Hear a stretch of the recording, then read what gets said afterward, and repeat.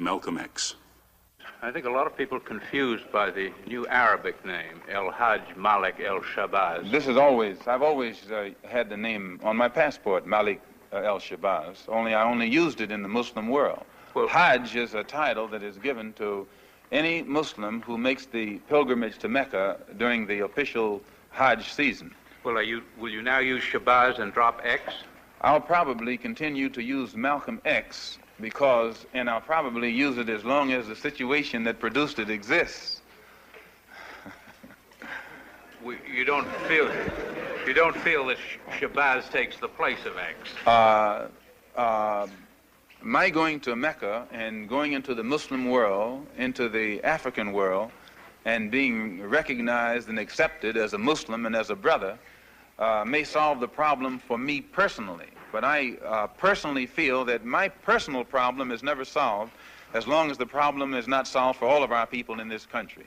So I remain Malcolm X as long as there is a need to protest and struggle and fight against the injustices that our people are involved in this country. Are you prepared to go into the United Nations at this point and ask that charges be brought against the United States for its treatment of American Negroes? Oh, yes.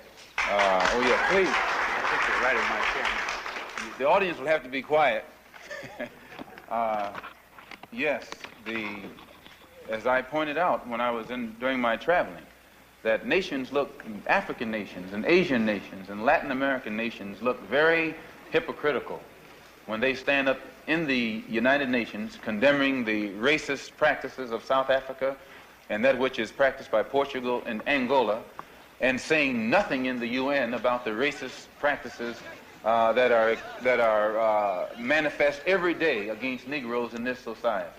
Even in South Africa, those Africans aren't faced with bayonets and aren't faced with police dogs. I would be not a man. If I was in a position to bring it in front of the United Nations and didn't do so, I wouldn't be a man. Malcolm, do you intend to lead the charge in the United Nations? Well, I find that to say you're going to lead something creates a lot of hostility, division, jealousy, and envy.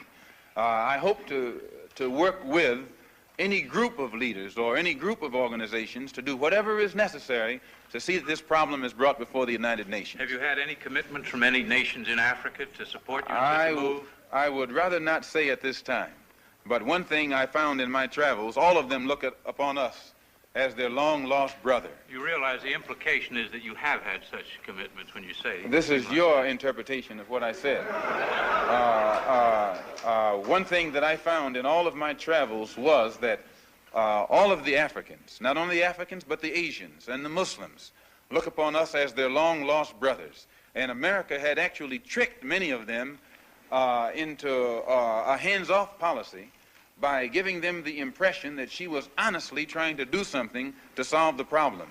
My argument over there was designed to prove that it is impossible for the United States government to solve the race problem. It's impossible.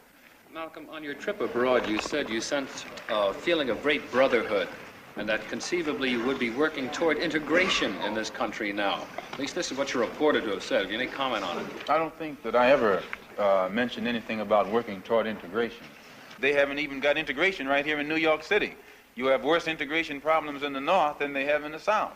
So if it doesn't work if you can't bring about integration in New York City as international, cosmopolitan, up-to-date as it's supposed to be, you will never get integration anywhere else in the country.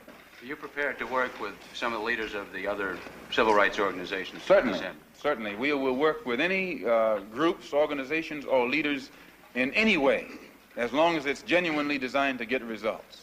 Does your new beard have any religious significance? No, not particularly, but I do think that you'll find black people in America, as they strive to throw off the shackles of mental colonialism, will also probably reflect an effort to throw off the shackles of cultural colonialism. And they may begin to reflect desires of their own, with standards of their own. Malcolm, your more controversial remarks was a call for black people to get rifles and form rifle clubs sometime back. Do you still favor that for self-defense? I don't see why that should be controversial. I think that if white people found themselves the victim of the same kind of brutality that black people in this country face, and they saw that the government was either unwilling or unable to protect them, that the intelligence on the part of the whites would make them get some rifles and shotguns and protect themselves.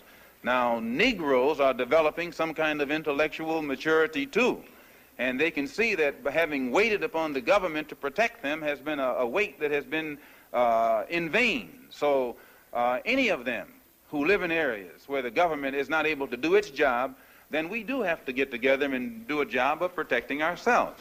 No Negro leaders have fought for